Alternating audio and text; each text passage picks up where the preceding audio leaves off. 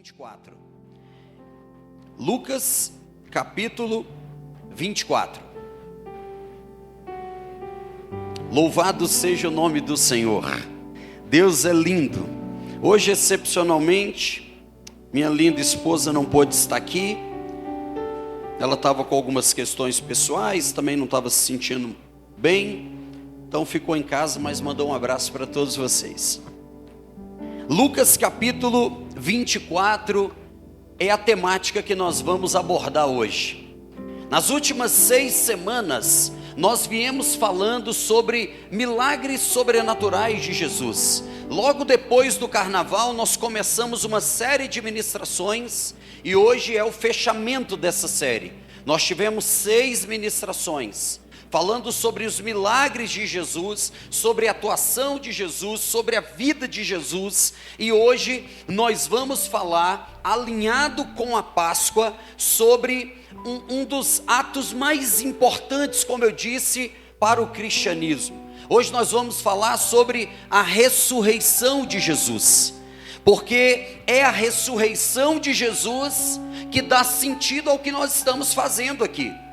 É a ressurreição de Jesus que dá sentido ao cristianismo, porque o cristianismo, ele não é apenas algo histórico. Nós não podemos olhar, irmãos, para o cristianismo apenas de um ponto de vista histórico ou sociológico, para ver os acontecimentos. Não. Quando a Bíblia diz que Jesus ressuscitou, significa que a história continua acontecendo hoje. A história da redenção, a história da libertação, a história da nova vida. Obrigado, meu amigo. Obrigado. A história da nova vida continua acontecendo. Então, quando a gente celebra a Páscoa, como eu disse para você, nós temos que entender que a Páscoa não foi uma criação humana. A Páscoa foi uma criação do próprio Deus. Você pode dizer comigo, a Páscoa foi... ou melhor, é uma criação do próprio Deus. A Páscoa é uma criação do próprio Deus, é uma festa que celebra um novo tempo. A Páscoa é uma festa que celebra uma nova estação. Quando o povo de Israel estava lá no deserto e eles foram escravizados por muitos anos, como nós sabemos, no dia em que Deus operou a libertação, Deus orientou que eles celebrassem a Páscoa, que eles fizessem em cada casa uma festa ali, com um pequeno grupo que eram as famílias ou grupos de famílias, para que eles pudessem celebrar um novo tempo que estava iniciando. E é assim que acontece na nossa vida. Eu estava orando mais cedo e aí me lembrei disso, assim, Deus me trouxe a pensar sobre isso, porque o povo de Israel, a história verdadeira do povo de Israel começa com uma festa, a festa da Páscoa, e a nossa história em Deus começa também com uma festa. É por isso que a Bíblia diz que quando nós nos convertemos, imediatamente há festa no céu. Então a Páscoa, ela tem uma ligação direta com a nova vida que eu e você temos em Cristo. Existe um significado original, real, e o fato de hoje a Páscoa está voltada mais para uma questão cultural ou uma questão até mesmo econômica, às vezes, não retira dela esse sentido, esse significado extraordinário. E também não significa, esse é meu ponto de vista, tá? Não significa que você não possa comer um chocolate, dar um presente de Páscoa, nada disso. Eu não vejo assim, embora eu tenha conhecidos, não amigos que fazem isso, mas conhecidos que não dizem Feliz Páscoa, eles não acham correto a gente dar um chocolate. Eu estou dizendo que a minha religião permite, você pode me dar, amém? Amém, irmãos? Posso ouvir um amém? A minha religião permite. Esse negócio é bom, né? Que às vezes a minha religião permite, né?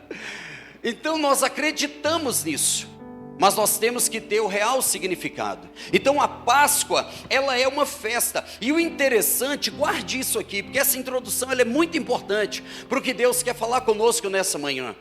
É interessante que quando Deus fala com o povo de Israel, fala com Moisés, que ia libertá-los da escravidão. Quando Deus diz que ia libertá-los da escravidão e Deus traz o direcionamento sobre a Páscoa, é interessante que em Êxodo capítulo 12, ele fala assim: este será o primeiro mês do ano. Olha o que diz o texto: este será o primeiro mês do ano.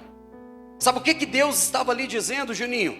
Que a Páscoa era o início de um novo calendário na vida do povo de Israel. Você tem noção que toda aquela história que já vinha sendo desenvolvida ao longo de anos, Deus chega e diz assim: hoje inicia um novo calendário.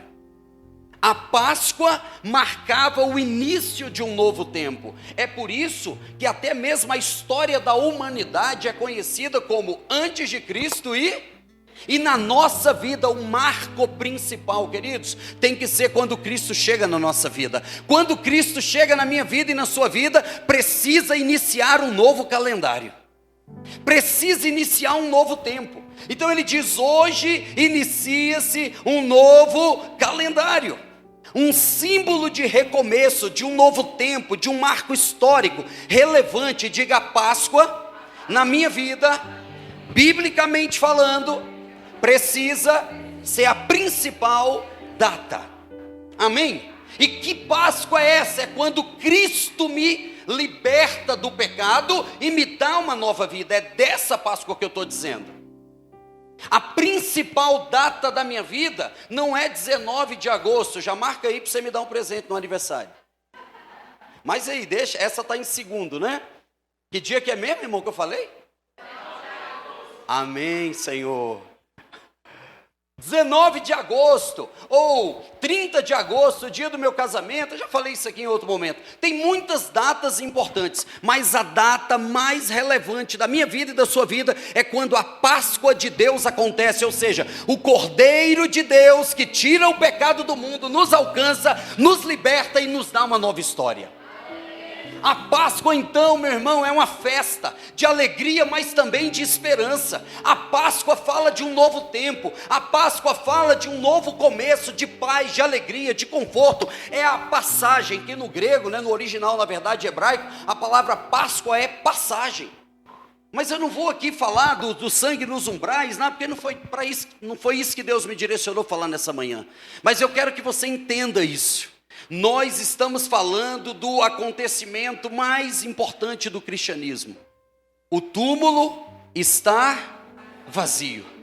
A notícia mais importante que o mundo já ouviu vem de um túmulo vazio. Ele não está aqui, ele ressuscitou. Essa é a notícia mais importante, a notícia mais extraordinária. Se você for visitar, ou se você for ler historicamente, ou até mesmo na antropologia, se as pessoas forem aos túmulos dos grandes líderes das religiões, o túmulo está lá. E os estudos arqueológicos demonstram que o que sobrou dos corpos dessas pessoas está lá.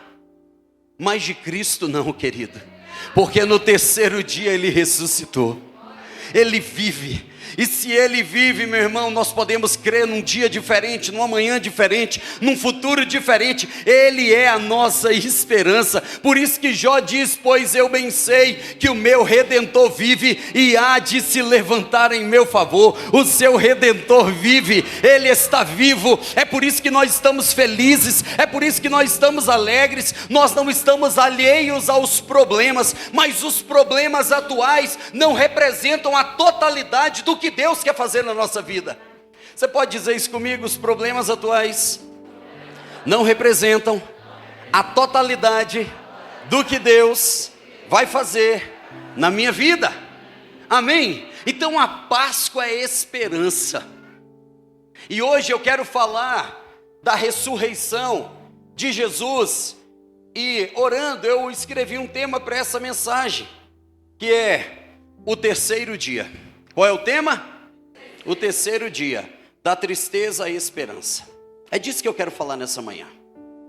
O terceiro dia. E hoje, domingo pela manhã, nós estamos no terceiro dia.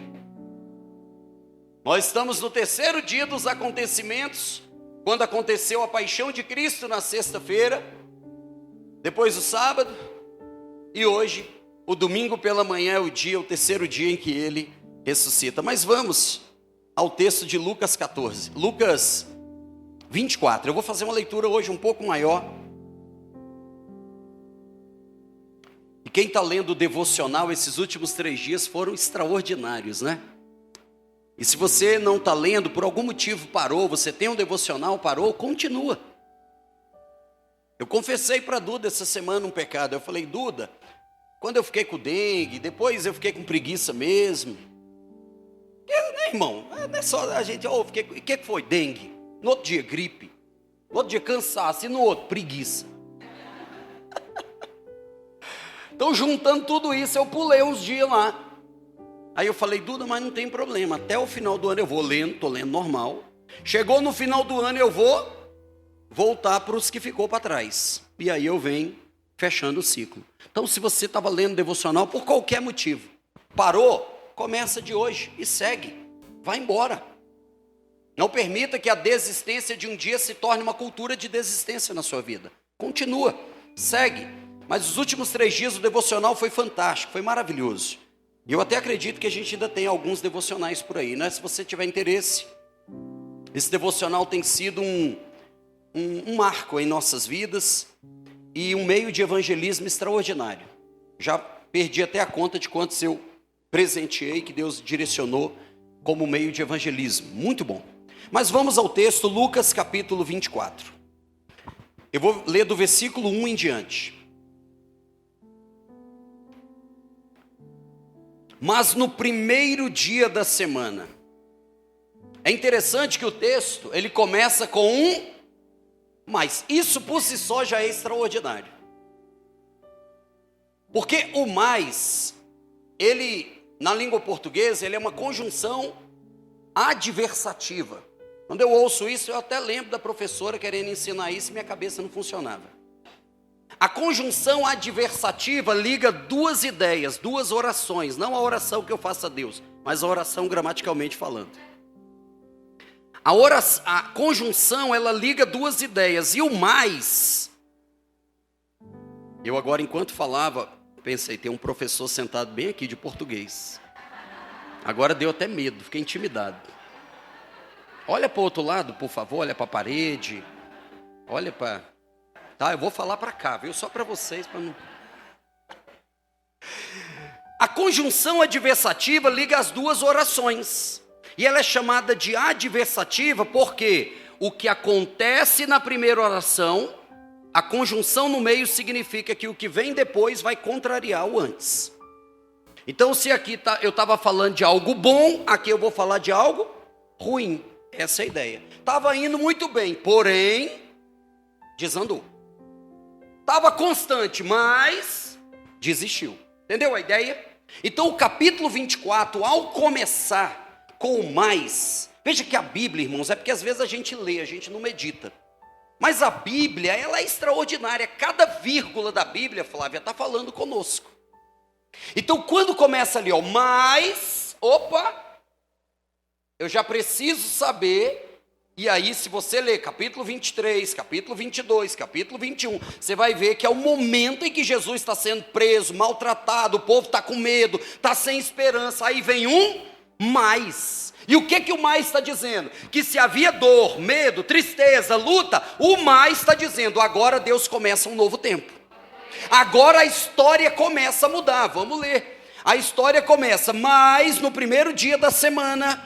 De madrugada, as mulheres foram ao túmulo, levando os óleos aromáticos que haviam preparado. Eu vou ler aqui no meu iPad, porque ali eu estou com um pouco de dificuldade de ler, aqui nesse texto. Vamos lá. Eu estava no... versículo 2. Mas no primeiro... Vou ler de novo, do início. Mas no primeiro dia da semana... Alta madrugada, as mulheres foram ao túmulo levando os óleos aromáticos que haviam preparado. Elas encontraram a pedra removida do túmulo, mas ao entrar, não acharam o corpo do Senhor Jesus. Aconteceu que, perplexas a esse respeito, apareceram-lhes 2 homens com roupas resplandecentes, estando elas com muito medo, e baixando os olhos para o chão, eles disseram... Gente, essa frase... Essa é uma das mais extraordinárias frases, eu acho que de toda a Bíblia. Gente, olha isso. Passa aí, por favor, Luquinha. Tá passando? Tá? Parou? Travou, né? É o inimigo, né, irmãos? Vamos culpar ele, né, Luquinha? Mas vai funcionar. Mas a leitura diz assim, olha... Elas entram no túmulo, o túmulo está vazio, aparecem 2 homens com vestes resplandecentes, estando elas com muito medo e baixando os olhos para o chão, eles disseram, por que vocês estão procurando entre os mortos aquele que vive? Querido, isso é extraordinário, e às vezes nós estamos fazendo isso, estamos procurando resposta num túmulo que já está vazio, estamos procurando vida na morte. Ele disse que iria ressuscitar, mas elas estavam lá, procurando, e ele disse, por que vocês estão fazendo isso? Verso de número 6, ele não está aqui, mas ressuscitou, lembrem-se do que ele falou para vocês, estando ainda na Galileia, por isso que eu tenho dito, esse texto é tão lindo, que dá para a gente ir fazendo uma exposição aqui, quase que verso a verso.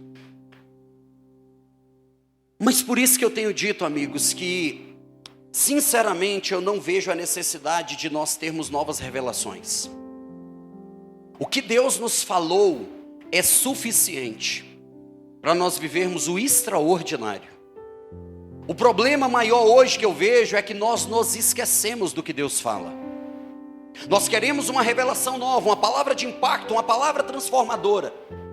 E muitas vezes recebemos essa palavra transformadora.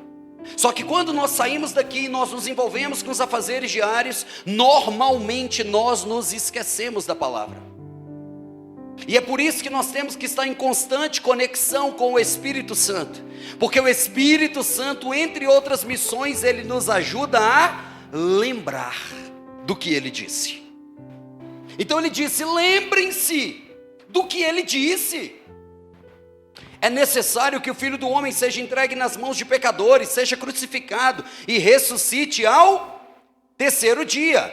Então elas se lembraram das palavras de Jesus, e voltando do túmulo anunciavam todas essas coisas aos 11, e a todos os outros que estavam com eles. Essas mulheres eram Maria Madalena, Joana e Maria, mãe de Tiago. Também as demais que estavam com elas confirmaram estas coisas aos apóstolos, mas...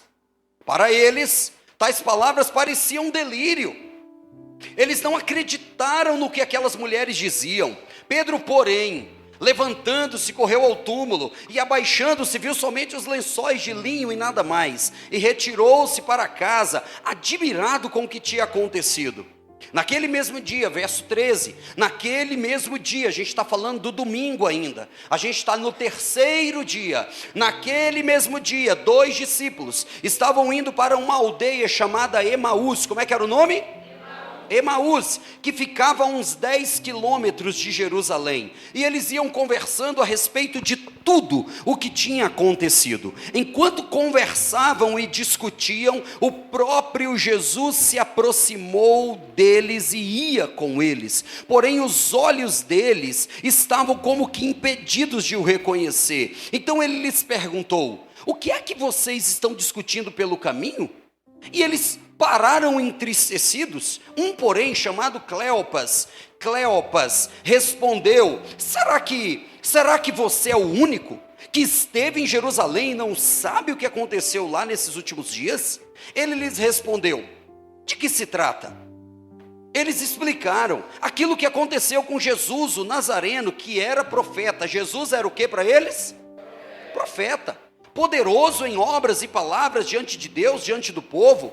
E como os principais sacerdotes e nossas autoridades o entregaram para ser condenado à morte e o crucificaram. Nós esperávamos que fosse ele quem havia de redimir Israel, mas eu não tinha percebido tal mais tantas vezes, só quando eu fiz o início ali eu falei, mas agora olha só, é o capítulo do mais, não é? Quantos a gente já citou? Mas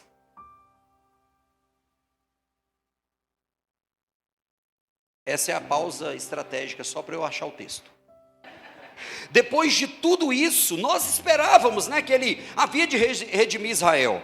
Mas depois de tudo isso, já estamos no terceiro dia. Leia o texto e entenda o sentido das palavras e pense no contexto. É verdade, eles dizem. Agora nós já estamos no terceiro dia, desde que essas coisas aconteceram. É verdade também que algumas mulheres do nosso grupo, veja que já existia o grupo aí, irmãos? Esse negócio de grupo hoje eu já não sei quantos que eu participo, meu Deus. Mas vamos lá, a Bíblia fala de tudo, Eu estou empolgado hoje. Estou muito empolgado, porque a Páscoa, meu irmão, é viver uma nova vida. Amém? É verdade também que algumas mulheres do nosso grupo nos surpreenderam, indo de madrugada ao túmulo, e não achando o corpo de Jesus, voltaram dizendo que tinha tido uma visão de anjos, os quais afirmam que ele vive. De fato, alguns dos nossos foram também ao túmulo e verificaram a exatidão do que as mulheres disseram, mas não o viram. Então ele lhes disse: como vocês são insensatos. Em algumas versões, nécios, tardos. Se fosse numa versão mais atual, lerdos. Ou como eu assisti um dia numa série, lesos. Como vocês demoram para crer em tudo que os profetas disseram? Não é verdade que o Cristo tinha de sofrer e entrar na sua glória? E começando por Moisés e todos os profetas, explicou-lhes o que constava a respeito dele em todas as escrituras. Quando se aproximavam da casa para onde iam, da aldeia para onde iam, ele fez menção de passar adiante, mas eles o convenceram a ficar, dizendo: fica, Senhor. É a música, Fica, Senhor, já se faz tarde. Tens meu coração para morar. Faz em mim morada permanente. Fica, Senhor, meu Salvador. Vamos aplaudir esse Salvador maravilhoso? Mas eles o convenceram a ficar, dizendo: fica, porque é tarde, o dia já vai. E ele entrou para ficar com eles. E aconteceu que quando estavam à mesa, é outra linguagem maravilhosa, que daria a nossa conversa aqui de manhã. Eu amo essa estando à mesa, porque é ali que a gente sabe quem ele é e sabe quem nós somos.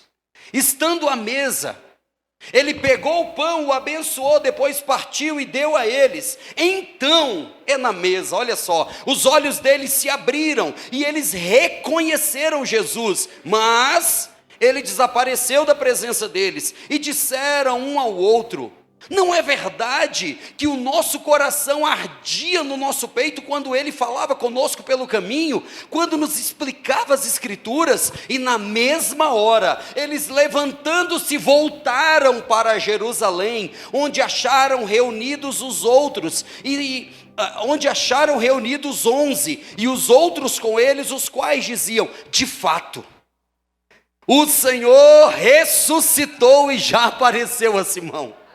Isso é um fato, irmão, ele já ressuscitou. Nós não estamos esperando, ele já ressuscitou. Então os dois contaram o que lhes tinha acontecido no caminho e como tinham reconhecido o Senhor no partir do pão. Diga: no partir do pão. Falavam eles ainda estas coisas quando Jesus apareceu no meio deles e disse: travou mesmo ali, Luquinha? No 24:1. Falavam eles ainda essas coisas quando Jesus apareceu no meio deles e lhes disse: que a paz esteja. aleluia, porque Ele é a nossa paz, querido. A nossa paz não é um lugar, a nossa paz não é um tempo, a nossa paz não é a ausência de problema, a nossa paz se chama Jesus. Onde Ele está? Ele é o príncipe da paz. E é por isso que Paulo diz que Ele nos dá uma paz que excede o entendimento. Mas vamos continuar. Que a paz esteja com vocês. Eles, porém, ficaram assustados, com medo, pensando que estavam vendo um espírito. Mas Ele lhes disse: por que vocês estão assustados? E por que surgem dúvidas no coração de vocês? Vejam as minhas mãos, vejam os meus pés, que sou eu mesmo. Toquem em mim, vejam, é verdade. Porque porque um espírito não tem carne, nem ossos, como vocês estão vendo que eu tenho. Dizendo isso, mostrou-lhe as mãos e os pés, e por ainda não acreditarem, por causa da alegria e como estavam admirados, Ele lhes disse: vocês têm alguma coisa para comer? Então eles lhe apresentaram um pedaço de peixe assado, e Ele comeu na presença deles. A seguir Jesus lhe disse: são estas as palavras que eu lhes falei, estando ainda com vocês. Era necessário que se cumprisse tudo isso. Era necessário que se cumprisse tudo que está escrito a respeito de mim, na lei de Moisés, nos profetas e nos salmos. Então lhes abriu o entendimento para compreenderem as Escrituras, e disse-lhes: assim está escrito, que o Cristo tinha de sofrer, ressuscitar dentre os mortos ao terceiro dia, em que em seu nome se pregasse arrependimento para remissão de pecados a todas as nações, começando em Jerusalém. Vocês são testemunhas dessas coisas. E o último versículo: eis que envio sobre vocês a promessa do meu Pai. Permaneçam, pois, na cidade, até que vocês sejam revestidos de poder que vem do alto. Amém, meus amigos? Estamos no terceiro dia. Se a gente fosse olhar para o ministério de Jesus, eu queria, de forma bem objetiva, construir uma narrativa com 3 dias. O ministério de Jesus em 3 dias. Nós sabemos que Jesus ficou aproximadamente 3 anos e meio conosco. Fisicamente, eu digo. Porque Ele está sempre conosco, porque Ele é Deus. E um dos atributos de Deus é a onipresença. O Pai, o Filho e o Espírito são um, e Deus habita em nós por meio do seu Espírito. Mas pense comigo, durante 3 anos e meio Jesus esteve aqui. E eu vou reduzir esses 3 anos e meio em 3 dias. O primeiro dia, nós podemos dizer, do ministério de Jesus, representa o momento em que Ele aparece fazendo sinais e maravilhas.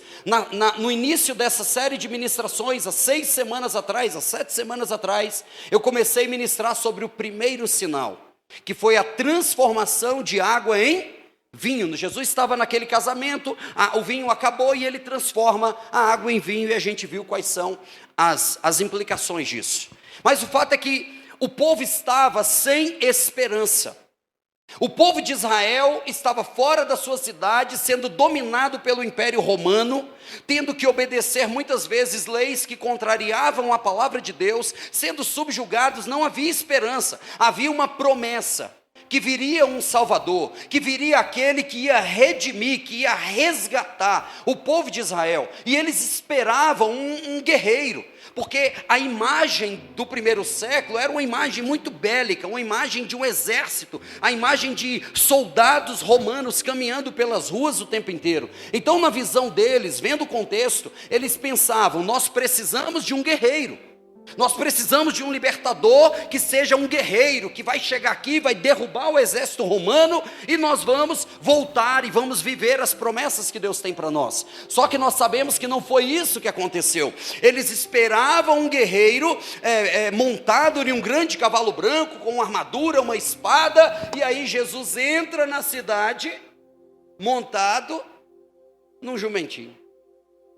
Tipo, #deprimir. Sim ou não, irmãos? Total. Salvador chegou. E o jumentinho? Pensa. Mas Jesus começa com poder e obras, sinais e maravilhas, mostrar para o que veio.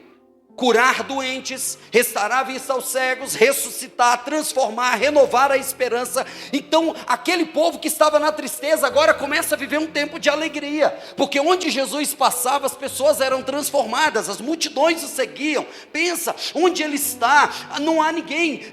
Não vou dizer que não há ninguém, mas normalmente, Ayla, quase todas as pessoas eram curadas, porque a Bíblia que diz que nem todos foram, por causa da incredulidade deles. Mas é fato, amigos, que onde Jesus passava, os sinais, maravilhas, cura, esperança iam sendo renovadas. Imagina, 3 anos Jesus fazendo isso, curando, ressuscitando, transformando, milagres extraordinários, ensinando com uma autoridade que eles nunca tinham visto, mas também com uma simplicidade que incomodava.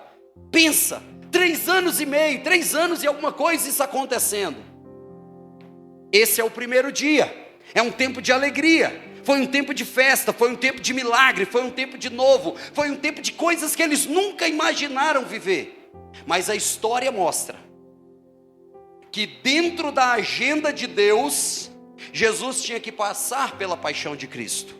Não foram os soldados que o prenderam, não foram aquelas pessoas que o mataram, ele se entregou por mim e por você. Você tem noção disso? O segundo dia no ministério de Jesus começa na sexta-feira. O segundo dia começa quando na verdade ele foi preso na quinta-feira à noite. E aí durante a noite passam aqueles julgamentos, na sexta de manhã Jesus é condenado. Vai para a Via Crucis e pela manhã da sexta-feira ele é crucificado. Aquele primeiro dia de alegria, milagres, festa, parece que foi embora. Ué, falando como um bom filho de mineiro, uai, ou como um filho de pernambucano, gente, eu achei que ele ia continuar, e agora ele está crucificado. Começa o segundo dia do ministério de Jesus. É o dia do silêncio, é o dia do medo, da incerteza. O nosso pastor, ele foi preso. Não só preso, ele foi açoitado. Não só isso, ele foi humilhado. Mais do que isso, ele foi crucificado. E pior, morreu. Pensa, irmãos, esse é o segundo dia. E é interessante que quando eu estava escrevendo essas palavras e pensando na nossa vida, como que o Evangelho é uma narrativa perfeita com a qual a gente deve se identificar. Entenda, irmãos, eu tenho dito isso, e tenho procurado ensinar isso para os meus filhos, e tenho procurado viver isso. Sempre que eu olho para o Evangelho, eu tenho procurado dizer como que eu me identifico com essa história. Como que essa história pode hoje ser uma resposta para a minha vida? O que o Senhor está querendo me ensinar? Porque nós temos uma facilidade de numa história entre Jesus e Pedro, a gente ser o Jesus da história. Tem ou não tem, irmãos? Numa história entre Jesus e fariseus, nós somos Jesus. Numa história entre doentes e sãos, nós somos os sãos. Em algum momento podemos ser, mas também em algum momento podemos ser o doente, podemos ser o fariseu. Eu já fui fariseu muitas vezes na minha vida, eu achava que não. Eu já fui muito religioso achando que eu estava abafando em liberdade. Não, eu era preso na liturgia da religiosidade. E Deus está me livrando dessas cadeias.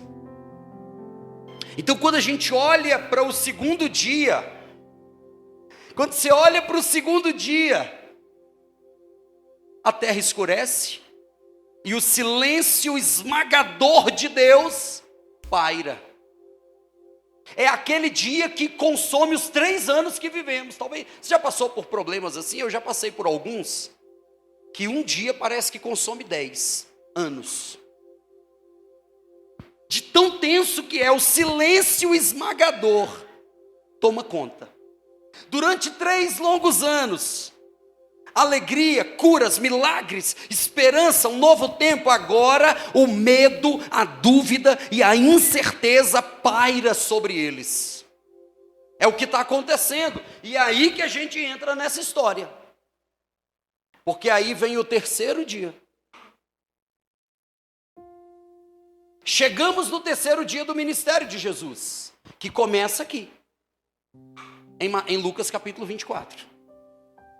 Porque o terceiro dia é o dia em que tudo aquilo que havia sido previsto na agenda de Deus vai cumprir. Às vezes a gente acha que a nossa vida é feita só de primeiros dias, e a gente vai se frustrar com isso.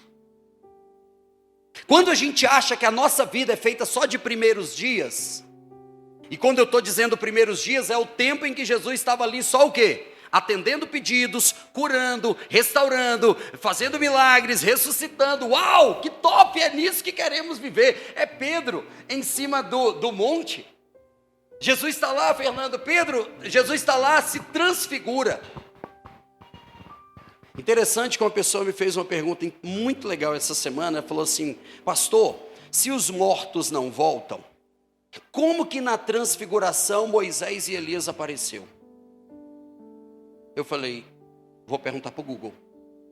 Estou brincando, né, irmão?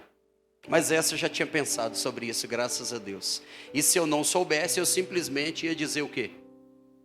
Não sei. Vamos pesquisar.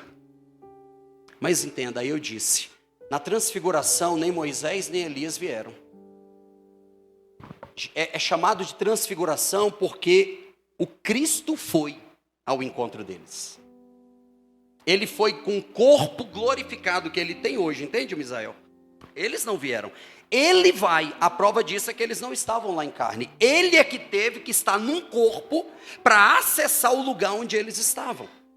Mas imagina, às vezes eu vejo as pessoas criticando Pedro, né? Porque Pedro fala, Senhor, vamos ficar aqui, vamos montar 3 barraquinhas aqui, bora, não vamos descer o monte não, deixa o pau torando lá embaixo. Meu irmão, pensa numa glória. Tu olha aqui, glória, tu olha lá embaixo, o povo está se matando lá. Misericórdia, os boletos, desce. Pensa, irmão, está em cima do muro, está o IPVA, vem. Escola do menino, trânsito, BR-040. Jesus! É, não é? Grupos de WhatsApp. E aí, está tudo lá embaixo te chamando, vem! E Pedro está lá em cima, Senhor, bora ficar aqui mesmo? Bora bloquear. Entendeu? Irmãos, isso é o mais lógico a ser feito. Quem é que quer sair de um lugar desse? Só que a vida não se resume a esse primeiro dia. Só que nós podemos cometer um outro erro, que é também achar que a nossa vida se resume ao segundo dia. Porque enquanto o primeiro dia era alegria, cura, milagre e coisas extraordinárias, o segundo dia é medo, incerteza, dúvida, desistência. Então, se viver no primeiro dia é uma ilusão, viver no segundo dia é uma decepção. Viver no segundo dia é adoecimento, porque o segundo dia, ele torna tudo cinza. O segundo dia tira o brilho, porque é medo, é incerteza, é dor, é angústia, é falta de direção. E todos nós vamos passar por esses 3 dias. Todos nós. Por isso que eu disse que precisamos nos identificar com o evangelho verdadeiro e não com o evangelho que estão apresentando, soft, bonito, em que tem tantas coisas lindas, mas ninguém fala da verdade. Como eu disse um dia desse para uma pessoa, é lindo a gente ouvir falar do evangelho, é lindo a gente ouvir falar do que Jesus fez, do que vai fazer, mas lá em Apocalipse, quando fala da revelação de Deus, a gente tem um texto que para mim é um dos textos mais difíceis de engolir na Bíblia, que é Deus dizendo, porque vocês não são quentes nem frios, porque vocês são mornos, eu estou a ponto de... Pensa, Deus. E sabe quem é que causa essa náusea em Deus que o vonal não resolve? Nós. Porque é fácil eu chegar e falar, olha lá, os que causam Senhor, náusea no Senhor. Aí Deus olha para mim e fala, toma vergonha na cara, rapaz. Seja homem, como meu pai dizia. O segundo dia, amigos, é o dia da tristeza. É aqui que esses caras estão. Eles estão no segundo dia. Só que pasmem, Eles estão no segundo dia, mas a história já tinha virado. Eles estão ainda na sexta, no sábado, mas o texto diz que o dia já era qual? Que dia que é esse? Domingo. É o primeiro dia. Jesus foi crucificado na sexta, ficou sexta, sábado, domingo ressuscita. Nós já estamos no domingo, mas eles estão no segundo dia ainda, no dia da tristeza. E quando nós não temos a perspectiva do terceiro dia, que é o dia da ressurreição, que é o dia da esperança, que é o dia do renovo, nós vamos viver presos em uma situação, e não vamos viver. O texto que nós lemos diz que eles estavam em Jerusalém, está ali. As mulheres vão lá, veem que tudo aconteceu, só que eles não sabiam. Naquela época não tinha uma conversa tão instantânea como nós temos hoje um WhatsApp, por exemplo. Então, esses dois discípulos, eles estão assim: já era, acabou. A nossa vida agora terminou no segundo dia. Estamos sem esperança, não há mais ninguém por nós. E eles saem de Jerusalém e vão para uma cidade que o texto chama de quê? Emaús. Como é que é o nome? Emaús. A palavra Emaús no original significa fonte de águas refrescantes. Fontes de águas termais. Tipo hoje seria Caldas Novas. Você fala, estou indo para Caldas Novas, você está indo para Emaús. Misericórdia, pastor. Mas a ideia era essa: lugar de águas refrescantes. Só que Jesus disse, Pedro, que eles deveriam ficar onde? Em Jerusalém. Nós lemos no texto: fiquem em Jerusalém, até que do alto vocês sejam revestidos de poder. Só que quando o segundo dia vem, o dia do medo, da incerteza, da insegurança, a gente tem uma tendência muito presente, amigos, de abandonar o plano de Deus e começar a criar o nosso plano. Porque o plano de Deus era fique em Jerusalém. A palavra Jerusalém, a gente sabe, no original é ambiente de paz, ou lugar de paz. Espera aí, eu tenho um lugar que Deus mandou, onde eu vou viver a paz que excede o entendimento, a paz que mesmo nas circunstâncias ruins eu estou sendo dominada por essa paz, só que agora eu escolho uma nova fonte, na qual eu quero agora me deliciar. E eles saem de Jerusalém, presos no segundo dia. Muitas vezes é assim que está a nossa vida. Deus, Ele prometeu para eles que tudo ia acontecer. Na sexta, no sábado, no domingo. Vai acontecer desse jeito. Eles estão vendo a história acontecendo diante dos olhos deles. Mas o medo, a incerteza, a segurança faz com que eles abandonem o projeto de Deus. E agora eles estão indo para Emaús. E isso é preocupante, porque eles estavam no caminho errado. Quando eu e você, escute isso, nos prendemos no segundo dia, no dia do silêncio, no dia do medo, no dia da incerteza, nós normalmente vamos ir por um caminho errado. Eu disse, eles saem do lugar de paz, do ambiente de paz, e vão buscar se saciar em uma fonte que Deus não tinha dito para eles irem. Eles estão no caminho errado. E o interessante é que eu fui ler na geografia de Emaús. Emaús, isso aqui está acontecendo já depois do meio-dia do domingo. Isso aqui está acontecendo já depois do almoço, que o sol já começa a se pôr. Emaús ficava a oeste de Jerusalém. Na antropologia, quando você estuda a geografia da cidade, fica a oeste de Jerusalém. Aí eu fiquei pensando, espera aí, se fica a oeste de Jerusalém, então eles estão indo para onde acontece o anoitecer. Isso parece bobo, mas pensa isso dentro de uma lógica. Há um lugar onde o sol nasce. Nasce onde? No leste. Inclusive nós temos um privilégio, que o sol nasce aqui atrás da igreja. Se você quiser ver o sol nascer todo dia, é só vir aqui atrás da igreja, está aqui nascendo. É porque eu moro ali, olho para cá, nasce aqui, né, irmão? Eu vou lá ver o nascer do sol. Vai ver um monte de mata aqui atrás. Não vem não, viu, irmão? Mas o sol nasce no leste e se põe no oeste. Entende que até psicologicamente eles estão indo assim, vamos para a escuridão. Acabou. Que é assim, quando a gente está deprê, você não quer luz não, você quer o quê? Né? Você quer voltar para a posição fetal? Não é assim? Você não, nós, porque eu também às vezes quero isso. E quando Jesus falou assim, fique em Jerusalém, onde diariamente tem um sol novo nascendo, é onde nasce, porque Jerusalém ficava no leste, Emaús no oeste, eles estão indo para onde? Onde agora é noite e escuridão. Aí Jesus aparece no caminho, e é tão interessante isso, porque Jesus ele faz umas perguntas. É por isso que o Cláudio Duarte, ele disse que Jesus era extremamente bem-humorado. Pensa os caras na deprê total. Ó céus, ó vida. Aí Jesus chega e fala assim, o que está acontecendo? Por que vocês estão tristes? O texto diz que eles falam, hã? Não, você tá de brincadeira. Não, é sério. O que aconteceu? Aí você fala assim, rapaz, será que é só você em toda essa cidade? Não é possível não. Aí Jesus ainda vai, do que se trata? Pensa, irmão, dá vontade de dar um soco. Já viu pessoas assim, não, isso é lerdo demais, pelo amor de Deus. Até que tem hora que quer me dar um soco, irmão.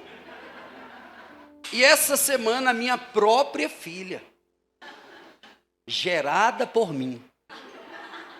Porque tem coisas que você reclama e você fica feliz que você não criou, não gerou. Mas esta eu gerei. Ela falou uns negócios comigo, eu, hã? Ela, pai, isso é moco? Aí sabe o que eu disse? Sou. E reconheço. Eu sou. Irmão, é assim, tá num lugar em Misael, ó, dá uma olhadinha de leve. Onde é? Cadê? Dá só de rabo de olho. Onde é? Levanto e pensa. Era assim que os discípulos estavam, mocos. E aí Jesus fala, mas me conta aí, rapaz, o que é? Porque eu estou perdido, eu não dei um F5, eu não atualizei, eu não dei uma olhada na novidade, na última, Fred, entendeu?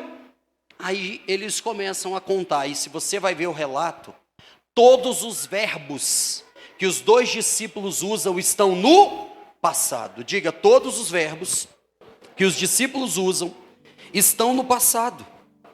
Eles estão presos no que aconteceu. A vida estava do lado deles, mas eles estavam onde, amigos? No passado. E muitas vezes, amigos, escute isso aqui.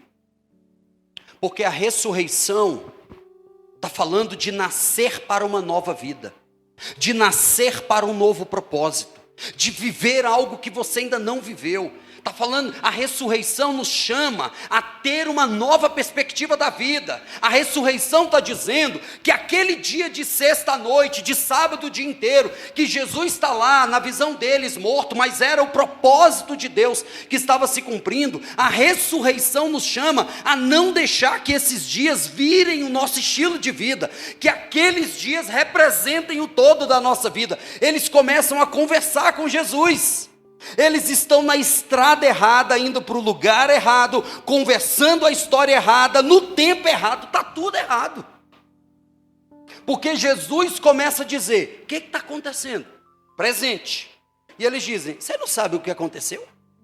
Passado. Então nessa manhã, a ressurreição está nos chamando a refletir sobre aquilo que Deus já falou.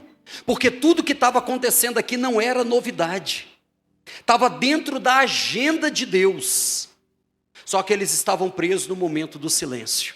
Jesus começa a falar com eles, a Bíblia diz que eles estão na estrada errada, os pés estão indo na rota de fuga, os olhos deles, os corações deles estavam tomados por tristeza, eles não conheceram Jesus, eles estão decepcionados com tudo aquilo que estava acontecendo. Talvez hoje, muitos de nós estamos assim, decepcionados. Essa mensagem, ela trouxe muito refrigério para a minha alma. Porque esses últimos dias, eu tenho dito para vocês que vocês são pastoreados por um ser humano. E atrás do pastor existe um homem, um ser humano, Wellington,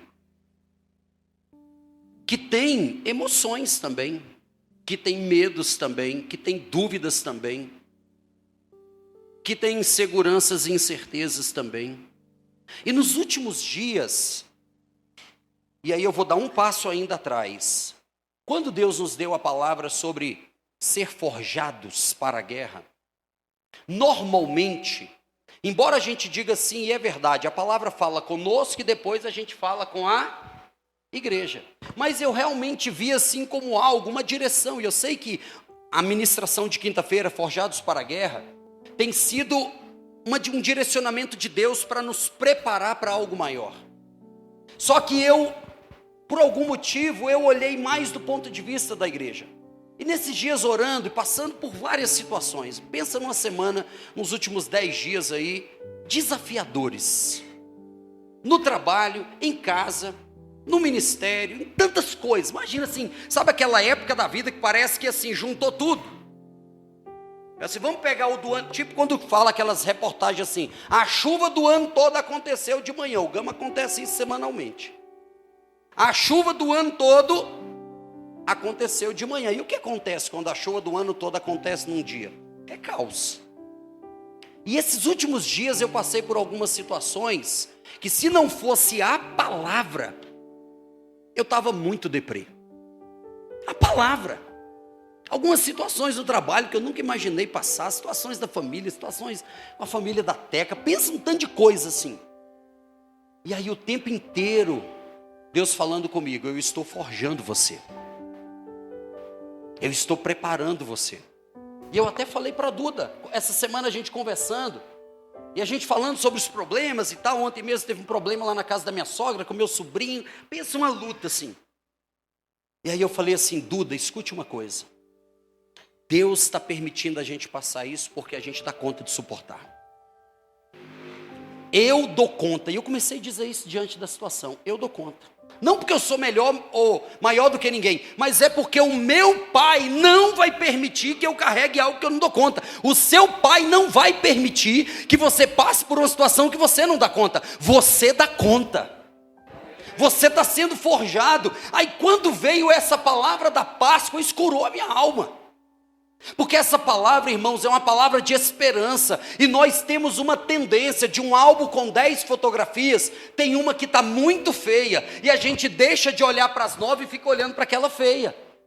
Nossa, essa fotografia, olha como ficou horrível, olha a luz, olha meu cabelo, olha não sei o quê, e tem 9 fotografias extraordinárias. Então eu quero te dizer nessa manhã, que a palavra da ressurreição, é Deus dizendo, há um tempo que está acontecendo, um tempo bom, um tempo novo, um tempo de esperança. O dia do silêncio, que é o segundo dia, não é a totalidade na sua vida. Então essa mensagem, ela é uma mensagem de esperança, essa mensagem renovou, porque quando Jesus chega, e Jesus começa a falar da palavra com eles, e Jesus chama eles para a mesa, e Jesus parte o pão, e a Bíblia diz que quando parte o pão, os olhos deles se abrem, e aí a gente consegue ver que Ele está conosco. Porque eles estavam na estrada ao lado de Jesus, mas não reconheciam Jesus. E muitas vezes é assim que nós estamos. E é por isso que eu bato tanto na tecla, e não vou abrir mão enquanto for o pastor dessa igreja, de você vir para o culto e não vir para a igreja. Porque vir para a igreja é você cruzar aquela entrada ali, você está na igreja. Mas vir para o culto é diferente. Vir para o culto eu tenho um encontro marcado. É por isso que eu fico chamando a atenção quando as pessoas estão ali conversando. Quando as pessoas estão ali na lateral. Não é porque eu quero contar mais um que está ouvindo o que eu estou pregando, ou quem quer que seja. Não. É porque pode acontecer de a gente estar no mesmo ambiente que Jesus, mas não conhecê-lo. Pode acontecer de nós estarmos no ambiente da vida, da cura, da transformação e não vivenciar isso. Não porque Ele não quer, mas porque nós estamos vivendo num dia que não era para vivermos. Já é domingo. Só que eles estão vivendo no passado. Todos os verbos, se você ler depois, todos os verbos, Kelly, estão no passado. Jesus está dizendo, mas hoje eles estão dizendo, não, você não soube não. Ele foi preso, foi crucificado, morreu. Terceiro dia já era, não tem o que fazer. Mas chega um momento que Jesus chama eles para a mesa, para comunhão. Jesus chama eles para perto. Abre, parte o pão. E a Bíblia diz que os olhos deles foram abertos. E o interessante é que eles mesmos dizem que quando os olhos, Jesus ensina na palavra, abre o pão ali, parte o pão naquele momento de comunhão, os olhos deles são abertos, e a Bíblia diz que o coração deles volta a pulsar de alegria, o coração deles começa a arder, quando eles conversavam com Jesus. E nessa manhã, meu irmão, essa mensagem, minha irmã, de ressurreição, é para que a nossa esperança seja reavivada, para que os nossos corações voltem a arder, pelas promessas dele, pela vida deles. Eles estão a 10 quilômetros de onde eles deveriam estar. Por quê? Porque eles estavam presos no segundo dia. Mas naquele momento em que os olhos deles se abrem, em que o coração deles começam a queimar, o texto diz que imediatamente, Aline, eles se levantam e dizem, vamos voltar para Jerusalém, é o lugar onde Deus quer você. É o lugar, querido, onde, porque aqui eles entenderam, ele ressuscitou, o terceiro dia chegou, a novidade de vida chegou, e o convite de Deus para mim e para você nessa manhã é, não viva na fantasia de que a vida é só um primeiro dia, de alegrias, de curas, de milagres, mas também não fique preso no dia da solidão e da angústia, que é o segundo dia. O convite de Deus é, viva no terceiro dia, o dia da ressurreição, o dia do novo de Deus, o dia em que Ele está presente. O texto diz que eles agora têm os olhos abertos, o coração aquecido, o coração ardente, e agora eles voltam para a rota da qual eles nunca deveriam ter saído. E o texto diz que eles voltam para Jerusalém. E se você conectar essa história com o capítulo 1 de Atos, o que vai acontecer? Eles voltam para Jerusalém e estão reunidos, aguardando a promessa, orando, esperando, adorando ao Senhor. E a Bíblia diz em Atos capítulo 2 que eles estão reunidos, e no dia de Pentecostes estavam todos reunidos num só lugar, e de repente veio do céu como um vento impetuoso, como uma voz de fogo, e desce sobre eles, e todos foram cheios do Espírito Santo. Todos foram cheios. Por quê, queridos? Porque eles estavam vivendo no lugar que Deus queria que eles viessem, no lugar onde eles estivessem, no centro da vontade de Deus. Hoje, essa mensagem é uma mensagem para dizer, o segundo dia, o dia da dor é uma realidade nas nossas vidas. Não se engane, viver dói, crescer dói. Nunca me esqueço, e os mais antigos já ouviram isso, os que convivem comigo um pouco mais de tempo. A Duda tinha uns 6 anos de idade aproximadamente, reclamando de uma dor, e a gente pesquisava, e nada de encontrar um diagnóstico da dor, nada. Aí um dia eu conversei com o Dr. Anderson, um médico, que depois acabou se tornando um amigo, trabalhou comigo no Ministério Público. Falei, doutor, antes a minha filha reclama constantemente de uma dor. É uma dor no braço, é uma dor na perna. Uma dor no braço, é uma dor na perna. Na hora é uma dor nas costas. Aí ele falou assim, procura esse cara aqui. Esse cara é um pediatra, especialista em ortopedia, não sei o quê, crescimento e tal, enfim. Levamos a Duda lá. Chegamos lá, contamos a história, olhou os exames e tal. Ele falou, a Duda, tá tudo bem com a Duda. Porque a Duda... Isso não é uma conversa assim de 10 minutos. O que a Duda está passando é simples. Aí eu olhei assim para a Teca e falei, não, deve estar de brincadeira, né? 6 meses a gente não havia cruz. E o cara chega e fala, é simples para o senhor. Mas a gente ficou quieto. Ele falou assim, o que a Duda tem simplesmente é a dor do crescimento. Aí eu falei, hã? Ó, gente, que é isso? que é isso? Ele falou, não, ele está crescendo, os ossos estão, em uma linguagem clara, esticando, e isso gera dor. E aí ele terminou com uma frase assim, ó, crescer dói. E aí eu, uau. Uau. Forte, não é? É forte ou não é, irmão? Pegou o código? Crescer dói. Viver dói. Simples assim.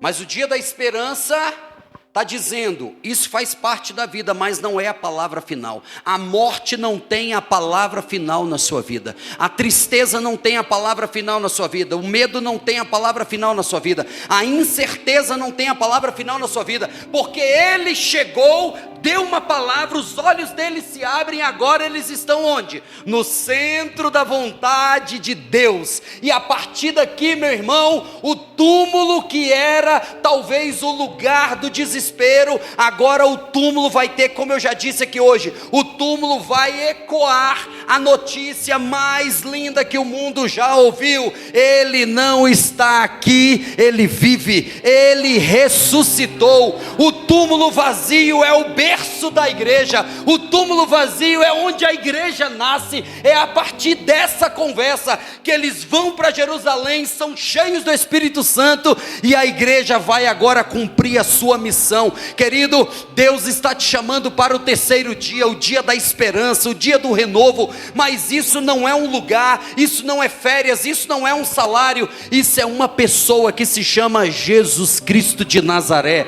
Eis o Cordeiro de Deus que tira o pecado do mundo. O seu nome é Jesus. Ele ressuscitou, Ele está vivo. Então, querido, não importa como nós estejamos vivendo, eu estou me inserindo nisso. Há uma mensagem de esperança, há uma agenda do céu que está se cumprindo na minha vida e na sua vida. Talvez hoje você pode, em alguma área da sua vida, estar no segundo dia, o dia do medo, o dia da insegurança, o dia da incerteza. Mas eu quero nessa manhã te dizer, esse segundo dia não é a palavra final na sua vida, não é a palavra final no seu casamento, não é a palavra final nas suas emoções, não é a palavra final. Há uma palavra que não é antiga, que não é moderna, é eterna, a palavra de Deus, a palavra que vive, a palavra que reina, a palavra que traz vida para as nossas vidas. Então hoje, quando a gente celebra, meus amigos, a Páscoa de Deus, a gente está dizendo, Ele cumpre as promessas. Ele cumpre as promessas. O choro pode durar uma noite, mas a alegria vem pela manhã. A alegria vem pela manhã, porque Ele vive. Porque Ele vive, eu posso crer no amanhã. Você pode dizer isso? Porque Ele vive, eu posso crer no amanhã. Você pode crer, dizer isso?